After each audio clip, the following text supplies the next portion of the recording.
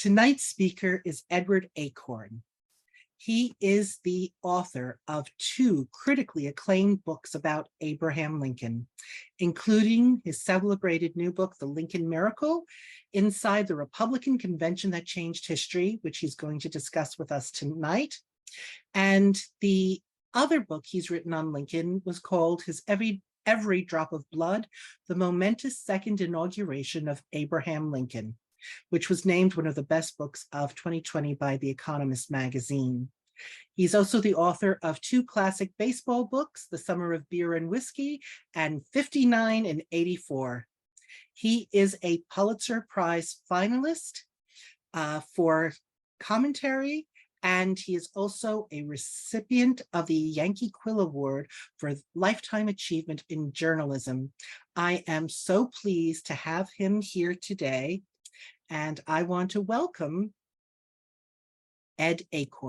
Okay, as Diana mentioned, I'm going to go through a little bit of my writing past, and as Diana mentioned, I started off in 19th century baseball, another side of American culture.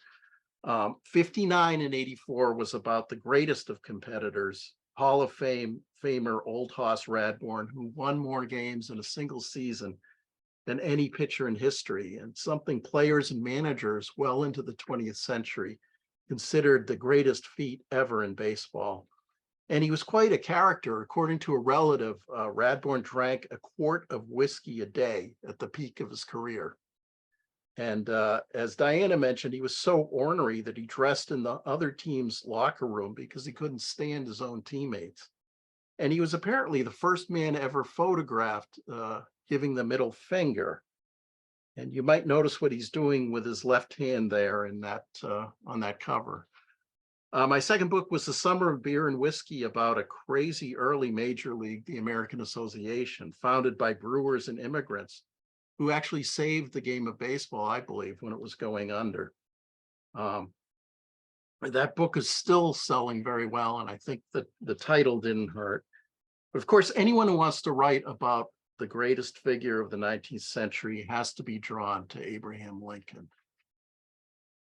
It's been my extraordinary privilege in recent years to have spent day and night in the company of Abraham Lincoln, immersed in his world and his observations. And as Diana mentioned, I've written two books now about him. I was trained as an old-fashioned journalist to search earnestly for the other side, and I've spent a great deal of time investigating the evidence that he was a tyrant and a white supremacist. But I found that no matter how relentlessly I search for Lincoln's flaws and errors, the man's humanity, integrity, pragmatism, and courage shine through. There's a good reason he remains revered. Lincoln told a story about meeting a woman on horseback in the woods. He waited for her to pass, but instead she scrutinized him carefully before saying, "Well, for land's sake, you are the homeliest man I ever saw." "Yes, madam, but I can't help it," he replied. "No, I suppose not," she said, "but you might stay at home." And I can relate to that story as someone whose training was in daily journalism rather than academia. I often felt like something of an interloper in Lincoln's studies. I might have stayed at home too. As we mentioned, some 18,000 books about Abraham Lincoln have been published, and that's more than any other human being than Jesus Christ. How could I add anything to that pile? Well, what made me proceed with my 2020 book, Every Drop of Blood, was my feeling that there was a story about Lincoln that had never been told this way. The story is basically 24 hours in the life of Abraham Lincoln, from the evening of March 3rd, 1865, through his second inauguration, to the evening of March 4th, 1865. And this is a lens which I think we can see in remarkably sharp detail the monstrous suffering unleashed by the Civil War, and to grasp the ultimate meaning of that war as Lincoln explained that meaning in what I believe is his greatest and most profound speech, his second inaugural. And I was struck by the very famous people who kept popping in and out of the story that day. interacting with Lincoln and with each other, interwoven like a rich tapestry. The great Black leader, Frederick Douglass, who watched Lincoln deliver his speech and later discussed it with him at a White House reception. Popular actor John Wilkes Booth, who evidently stalked Lincoln at the inauguration. Great American poet Walt Whitman, who covered the inaugural events for the New York Times. And the angel of the battlefield, Clara Barton, who spent that week trying to meet with Lincoln and finally greeted him at the reception. And of course, the Vice President, Andrew Johnson, who showed up at the inauguration very drunk. The perspectives of these very different people provide a powerful and, I think, moving view of what this war was about and what Lincoln was up against on that rainy, muddy day in Washington. And I tried to weave them all into the story. At the center of it all, of course, is Abraham Lincoln, and be seen standing in the middle of the crowd, reading his speech just above the table with a glass of water on it. He did something that day that no other politician would. On the cusp of victory after 4 years of a brutal, divisive, and widely despised war, he declined to make a speech about the Union's impending triumph. Instead, he argued that both sides had been wronged, that the misery that both sides had shared might have been the price required for ending the terrible moral wrong of slavery. That speech is pure Lincoln, brief, moving, unbelievably profound, sonorous with the language of Shakespeare and the King James Bible, and steeped in a biblical understanding of the shortcomings of human beings. After the tragedy of that war, Lincoln argued that it was time for Americans to stop thinking about self-righteousness.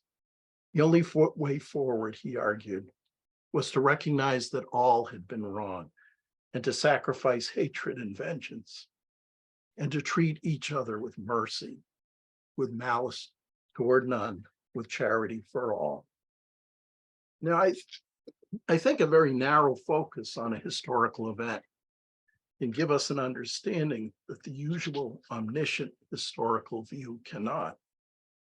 It brings us very close to the ground instead of viewing everything from 30,000 feet up. Studied in the course of one day, historical figures almost magically become flesh and blood, including subject to emotions and other vicissitudes, including the politics of the moment. It becomes clearer they were groping in the dark and had no idea how things would turn out. With this forced perspective, we also get a stronger sense of how everything looked, sounded, and smelled.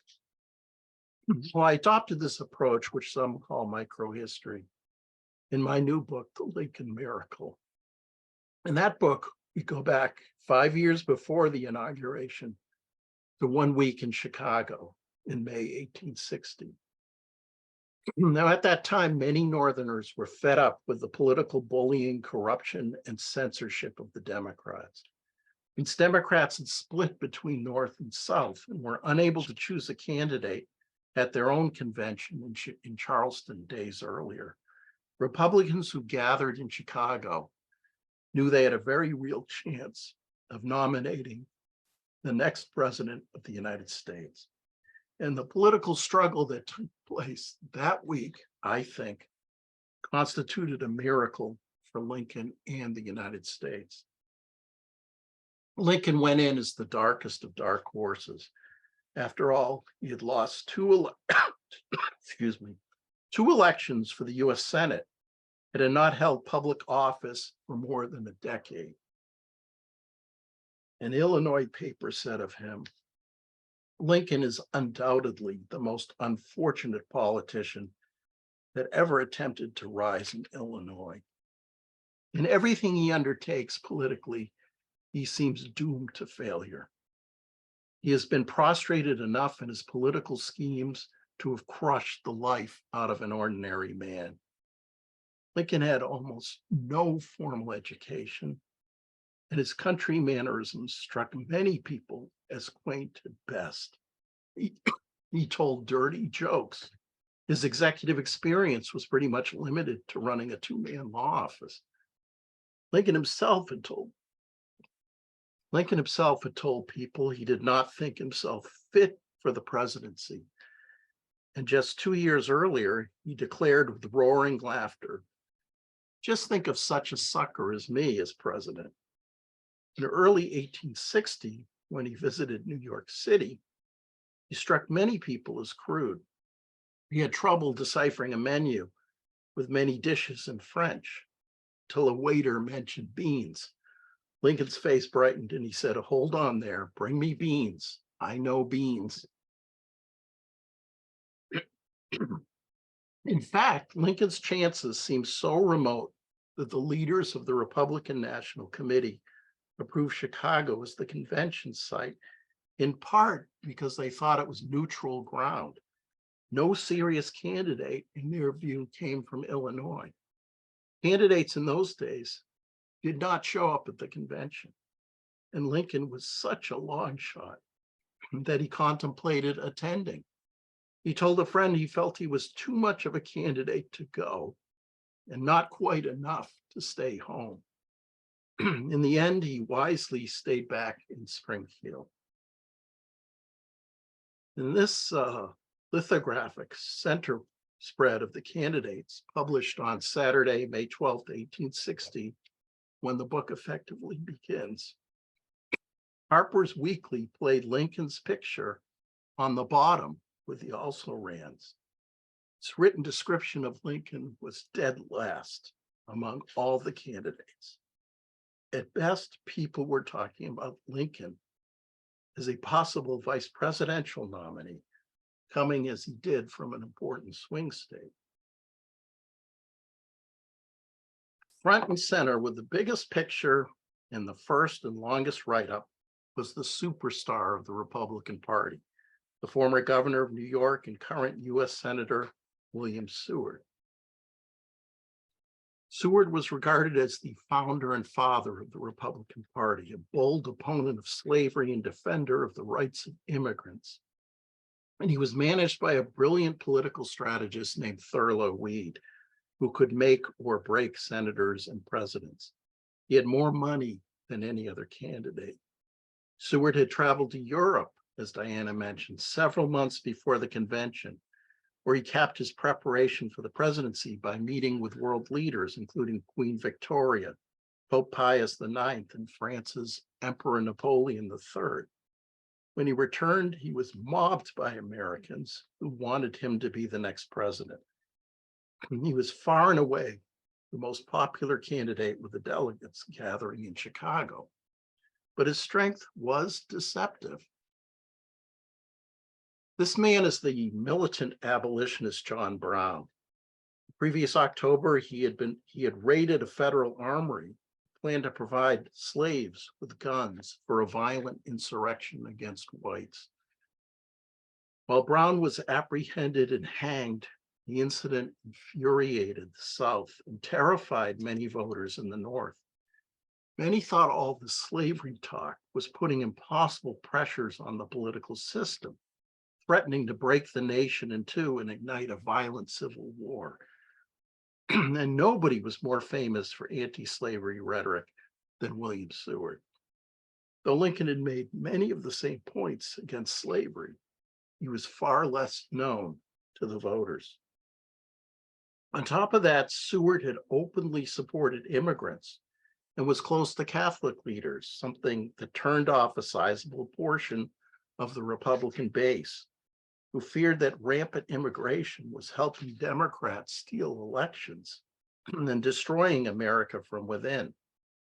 Former members of the American Party, often called the Know Nothing Party, might well bolt from the Republicans if they nominated Seward. Lincoln's position on immigrants, meanwhile, was so little known that some people assumed he was a know-nothing. In truth, Lincoln despised the movement, and he liked to tell the story of a man who helped with his gardening, an Irish immigrant named Patrick, Lincoln asked Pat why he was not born in America. Fate, Mr. Lincoln, he said, I wanted to be, but me mother wouldn't let me. One of the most striking things that quickly became clear in my research was that these men gathered in Chicago were not choosing a candidate on the basis of who might make the best president in a national crisis. Their biggest concern by far was who would get the most Republicans elected, which meant power, jobs, and money. The pro-Lincoln Chicago Press and Tribune appealed to the naked self-interest in an editorial aimed at arriving delegates. Quote, constables are worth more than presidents in the long run as a means of holding political power. The legislature is of vastly more consequence to particular states than their delegations in Congress. We look to Mr. Lincoln to tow constables and General Assembly members into power. The gods help those who help themselves. There was something else going for Lincoln that wasn't immediately apparent to the national press. Though he was obscure and had been defeated repeatedly in the political realm, he was well known and well liked in Illinois. For years, he had worked the 8th District Court Circuit in central Illinois, going to small towns and making friends with his funny stories and his fairness, his kindness, and intelligence. As a result, he had a team of diehard supporters ready to work themselves to exhaustion for him in Chicago. And they could afford to do so because the convention was taking place in the state. And that loyalty made all the difference. Early in the convention, the chief alternative to Seward appeared to be a Missouri judge named Edward Bates, who was a conservative man who did not like all this agitation about slavery. His supporters argued he would calm the South and negate all threats of secession. And he had the backing of some powerful forces, including the most influential newspaper editor in the country, Horace Greeley, who was angry at Seward for blocking his political career. Unfortunately for Bates, German immigrants were dead set against him because he had flirted with the Know Nothing Party. Prominent Germans went so far as to hold their own national convention that same week, just down the road from the Republican one, sending a terrifying signal to the delegates. German immigrants made up only a small percentage of Republican voters, but they were enough to sway elections in many northern states. The delegates, therefore, did not dare go with Bates. I call this book the Lincoln Miracle in part, because so many things beyond Lincoln's control slotted into place perfectly to advance him. A little bit about Chicago, where the convention took place. Chicago in 1860 was a powerful symbol of the American spirit of daring and innovation. Just 25 years earlier, it had been a small cluster of primitive cabins around Fort Dearborn on the swampy banks of the Chicago River. But its location turned it overnight into a roaring transportation hub. By 1860, its population had soared to 112,000, making it the nation's 9th largest city. Its skyline was dominated by giant grain elevators, and it was already connected by more rail lines than any city in the globe. Unfortunately, that explosive growth left it overrun by rats and plagued by pollution and disease. In 1860, the downtown was in the process of lifting its buildings with giant corkscrews so that the street level could be raised and sewer pipes buried. The Chicago River had the color and consistency of pea soup and stank so badly that women had to cover their noses with handkerchiefs while shopping downtown. And there was a lively underworld of sex and gambling in Chicago by 1860. The city's mayor was this big, boisterous 6'6" man named Long John Wentworth, who drank heavily and knew Lincoln well. He once told a group of unruly citizens who had gathered to hear him, You damned fools, you can either vote for me for mayor or you can go to hell.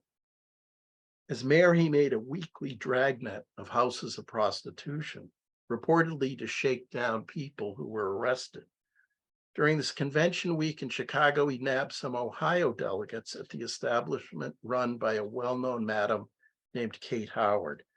The gigantic mayor, one newspaper wrote, had been looking forward to the arrival of the conventioneers with feelings of delight akin to that with which a lean spider looks forward to the brisk fly time of summer.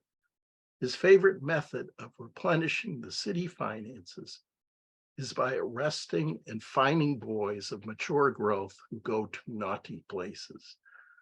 The money extorted helped grease the creaking wheels of our city government. This is the wigwam, built of wood, thrown up in just 6 weeks to host the convention. It was located at the corner of Lake Street and Market near Wacker Drive, near the Chicago River, on the former site of the Sauganash Hotel, the city's first public building. Fitting up to 11,000 people, it was the largest indoor auditorium in America. This is the inside of the wigwam, viewed from the ladies' gallery upstairs. This is looking down on the giant stage on the left there, where the delegates were sitting in 2 groups, with the press in the middle. One of the clever things a Lincoln supporter did was assign the seating on stage. To tilt the playing field, he put the solid Seward votes all on one side, but the doubtful ones on the other side.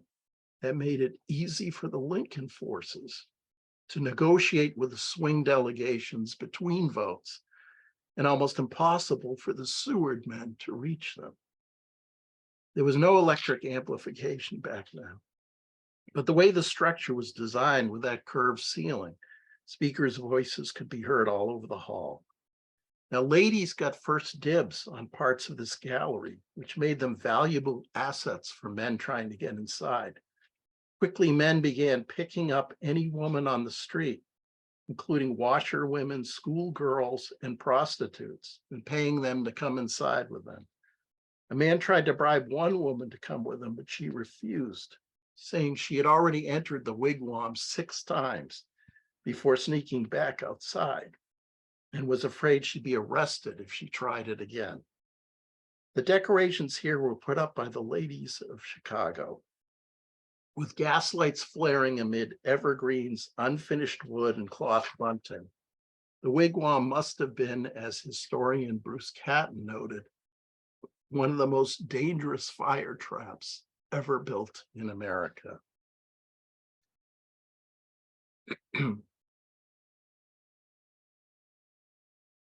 Seward's manager, Thurlow Weed, there on the left, understood crowd psychology and the herd instinct, and he brought thousands of supporters with him by train to Chicago. They led huge parades in the streets and filled up the wigwam, creating a strong impression of the inevitability of Seward's nomination. Lincoln's team was puny by comparison. It was led by a good friend, David Davis, a 300-pound judge who traveled the Central Illinois Judicial Circuit with Lincoln for 6 months a year. That's him and his delegate card to the convention. When Davis showed up in Chicago, he discovered no one was in charge, and the Lincoln campaign was so disorganized, nobody had even booked a room to serve as its headquarters. Davis took over as Lincoln's manager without any official appointment and barely slept the rest of the week. On Thursday evening, the delegates had not settled on an alternative to Seward. The New Yorker had won a series of test votes that day and was poised to win the nomination when another miracle occurred. The tally sheets for voting had not yet arrived at the podium, and the delegates were so hungry by that point, they decided to adjourn and vote the next day rather than wait a few minutes. For a want of tally sheets, Seward was not nominated that evening. That gave the Lincoln men more time to defeat him. On such slender threads hang the destiny of nations. The Lincoln men worked hard that night. Judge Davis countered Seward's psychological advantages, as we discussed earlier, by finding champion shouters and assigning them spaces in the hall for maximum effect. And somebody on the team managed to print counterfeit admission tickets to the wigwam, forging them overnight with the names of Republican officials. After the Seward forces staged a final grand parade with marching bands Friday morning, they arrived at the wigwam to find their seats occupied, even though they had legit tickets. The shouting of the Lincoln supporters would create an illusion that day of great strength. Davis had also worked overnight selling cabinet positions and other offices for support. Lincoln had sent a message from Springfield warning his supporters to make no deals in his name. Davis told his team, "Lincoln ain't here and don't know what we have to meet. So we will go ahead as if we hadn't heard from him, and he must ratify it." Overnight, Davis made deals that he did not know would stick until the actual voting the next day. In fact, he confessed later that he promised some of the same offices to multiple delegations. Quote, "You must have prevaricated somewhat," a friend responded to his story. "Prevaricated," Davis replied. "Prevaricated? You lied like hell." Lincoln was way behind Seward on the first ballot, but with his men inside screaming and the Pennsylvania delegation flipping to Lincoln as promised, Lincoln captured the nomination on the third ballot. His victory astounded many of the people in the hall, never mind the nation outside. The political professionals at the wigwam accepted him as the candidate who was as bitterly opposed to slavery as Seward, thus appealing to the party's base, but much less famous and thus not as scary to swing voters. And unlike Bates, he was not offensive to immigrant voters.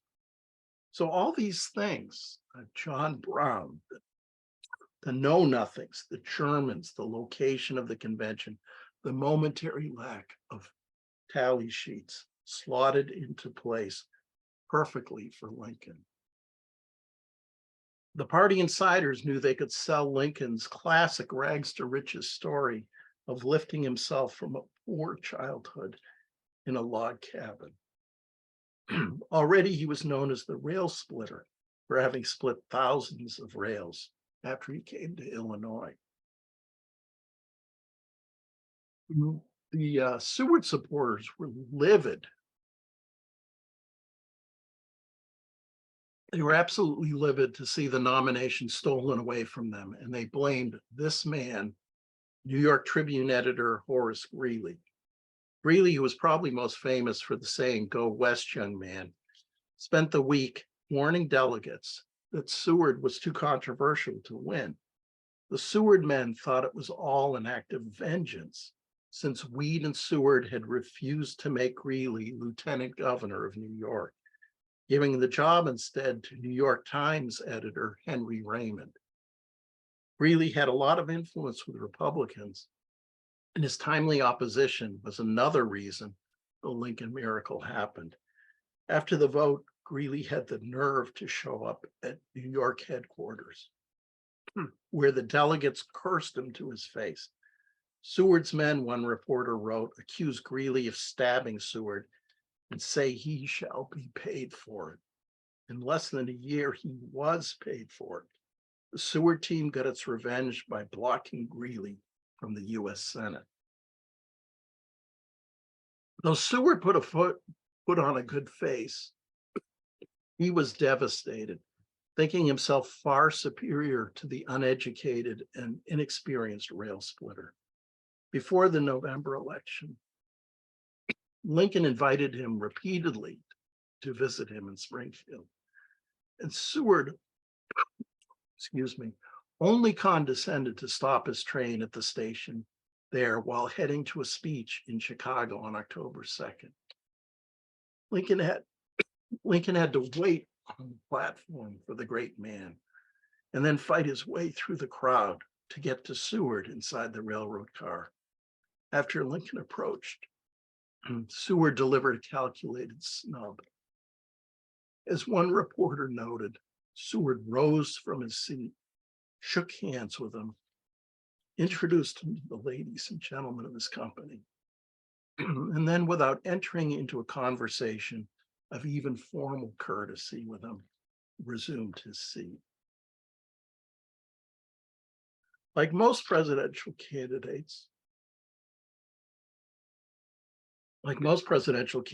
of the time, Lincoln sat out the election, remaining at his house in Springfield, refusing to comment on the crisis engulfing America. Here he's out front to the right of the door. And there's a massive campaign parade stopped on August 8th. He did communicate with an 11-year-old girl named Grace Bedell, who advised him to grow whiskers. "Your face is so thin," she wrote. "All the ladies like whiskers, and they would tease their husbands to vote for you, and then you would be president." Lincoln listened and grew his famous beard. Whether whiskers helped or not, he did win the presidency handily in the Electoral College, though he captured only 39% of the popular vote, the second smallest percentage of any victor in our nation's history. His name was not even on the ballot in the Deep South, though he proved very popular in the North. The delegates who nominated him succeeded in getting their jobs, power, and patronage for the most part, but they had no real idea of Lincoln's greatness, of his political brilliance, humanity, pragmatism, flair for the English language, and powers of endurance that would be crucial to the nation's survival and the end of slavery during the Civil War. A reporter on the scene at the wigwam later wrote, they had nominated the plain, everyday, storytelling, mirth-provoking Lincoln of the hustings, the husk only of the Lincoln of history. It took 4 fearful years to give the event its true relations and right proportions. And it was not until the veil was drawn by an assassin's hand that the real Lincoln was revealed. He concluded that the delegates had been the unconscious instruments of a higher power. So much had to come together perfectly for Lincoln that I think the word miracle is not an exaggeration. Well, that's a whirlwind tour through the book. I apologize for my coughing there. And I'm grateful to every one of you who cares about history. Thank you.